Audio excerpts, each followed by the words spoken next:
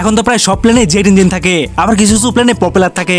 তাহলে প্রশ্ন হচ্ছে কোনটাতে বেশি আপনি সেফ? আজকাল বেশিরভাগ যাত্রীবাহী প্লেনেই তো আধুনিক জেট ইঞ্জিন থাকে। এগুলো হয় উচ্চ গতি ও উচ্চতায় দুর্দান্ত পারফর্ম করে আর সেফটির দিক দিয়েও এগিয়ে। অন্যদিকে ছোট কিংবা আঞ্চলিক ফ্লাইটে মাঝে মাঝে প্রপেলার দেখা যায়। এগুলো প্রযুক্তিগতভাবে খুবই নিরাপদ, তবে বাতাস খারাপ হলে বেশি নড়াচড়া হয়। তাহলে আসলে কি প্রপেলার প্লেনই বেশি সেফ? গবেষণায় বলছে একটি আধুনিক জেট ইঞ্জিন প্লেনে আপনার সেফটি রেকর্ড আরও ভালো, তবে মূল নিরাপত্তা নির্ভর করে রক্ষণাবেক্ষণ ও পাইলটের দক্ষতা ও আধুনিক প্রযুক্তির উপর।